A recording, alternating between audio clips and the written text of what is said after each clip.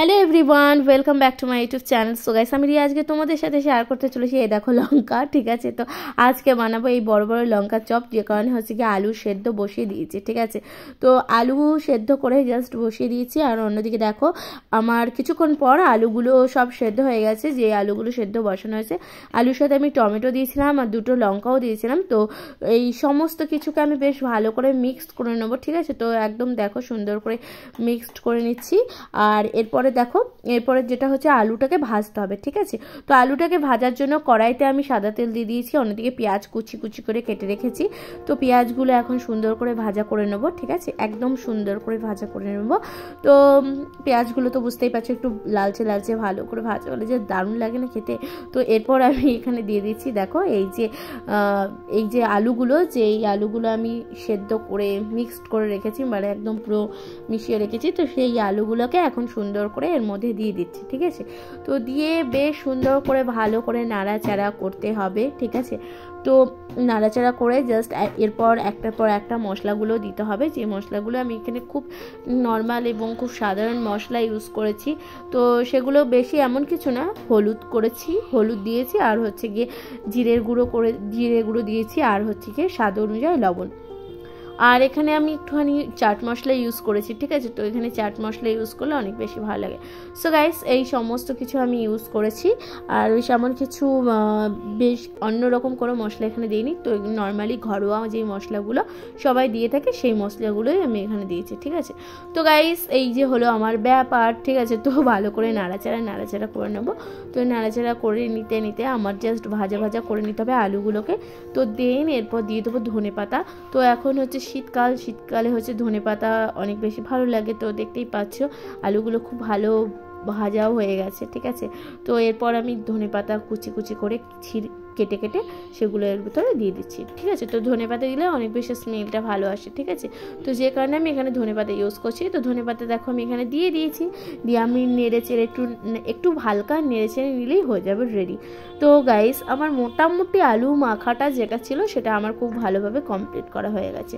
তো আমার সবথেকে বড় ব্যাপার কি বলতো, মেকআপের পাশাপাশি যদি অন্য কিছু করতে ভালো লাগে সেটা হচ্ছে গিয়ে আমার রান্না এই সমস্ত করতে খুব ভালো লাগে। আর সেই ধরনের আমি সেই কারণেই আমি তোমাদের সাথে কিন্তু রান্নার যে ব্লগগুলো সেগুলো কিন্তু শেয়ার করে থাকি। ঠিক আছে, সে কারণে আমি কিন্তু তোমাদের সাথে রান্নার ব্লগগুলো শেয়ার করে থাকি। আই হোপ তোমাদের ভালো লাগবে। আর দেখতেই পাচ্ছ এই যে হচ্ছে গিয়ে আলু মাখা। ঠিক আছে, এই হচ্ছে আলু মাখা।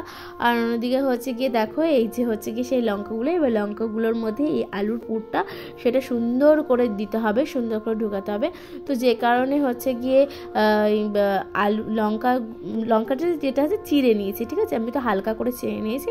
আর লঙ্কার ভিতরে যে বীজগুলো রয়েছে আর যেই সব দানাগুলো সব এক এক করে বের করে নিতে হবে। ঠিক আছে, তো সেই কারণে তারপর হবে এই যে আলুর পুরটা, এটা দিয়ে দিয়েছি। তো আলুর পুরটা ছিল ভীষণ গরম। ঠিক আছে, তো প্রচুর গরম ছিল। তো যেই কারণে হচ্ছে গিয়ে একটু গরম লাগছিল।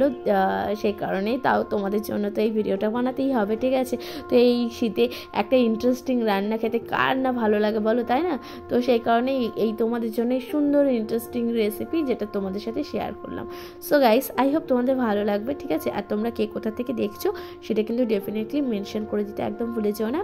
চ্যানেলে প্রথমবার হলে অবশ্যই কিন্তু চ্যানেলটিকে সাবস্ক্রাইব করে দিও। তো গাইস, এই ছিল সুন্দর করে লঙ্কার চপটা, এরকমভাবে বানাতে হবে। তো দেখতেই পাচ্ছ আমি কিভাবে পুরগুলো কোটিংগুলো দিচ্ছি। ঠিক আছে, তো এটা আমার মোটামুটি দেওয়া জাস্ট কমপ্লিট। এইভাবে আমি স্টেপ বাই স্টেপ সব দিয়ে দেবো।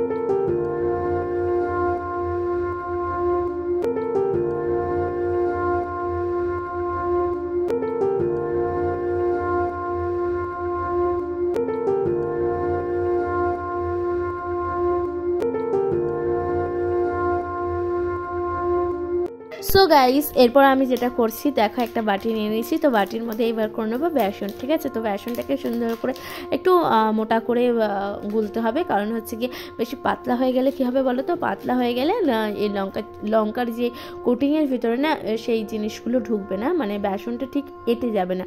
তো যে কারণে এটাকে আমি কিন্তু বেশি পাতলা করে করবো না, একদমই ঠিক হবে না, একদম একটু মানে ঘনত্বটা থাকবে, সে কারণে একদম জলটা একটু কম পরিমাণ অনুযায়ী দিতে হবে। তো এখানে আমি কালো জিরা দিয়েছি আর লবণ দিয়েছি আর একটু হলুদ দিয়েছি, ঠিক আছে। তো কালো জিরাটা দিতে না অনেক বেশি ভালো লাগে, আর কালো জিরাটা এই সমস্ত মানে বাইরে চপে দেয় না, কিন্তু তোমরা চাইলে এটা স্কিপ করে যেতে পারো, কিন্তু আমার অনেক বেশি ভালো লাগে, তো সে কারণে আমি এখানে কালো জিরাটা অ্যাড করে থাকি, ঠিক আছে। তো গাইস এই হচ্ছে ব্যাপার।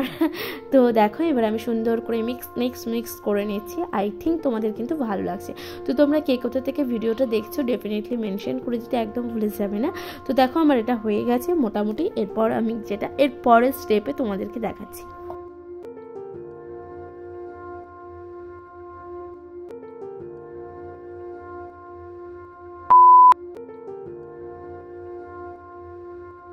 সো গাইস দেখো এখানে আমার তেল কিন্তু গরম হয়ে গেছে, ঠিক আছে। তো তেলটাকে সুন্দর করে গরম করে নিচ্ছি। এবার লঙ্কা যে চপগুলো ছিল, তো লঙ্কার চপগুলো এই বেসনের কোটিংয়ের মধ্যে দিয়ে সুন্দর করে বেসনটাকে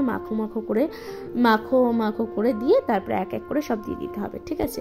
তো মোটামুটি আমি এক এক করে তিনটে করে দিচ্ছি, কারণ তিনটে বেশি দিলে অনেক বেশি গ্যাদারিং হয়ে যাবে আর বেশি ভালো করে ভাজা হবে না, ঠিক আছে। তো যে কারণে আমি তিনটে করে দিচ্ছি, ঠিক আছে। ওকে, সবাই কিন্তু দেখতে থাকো।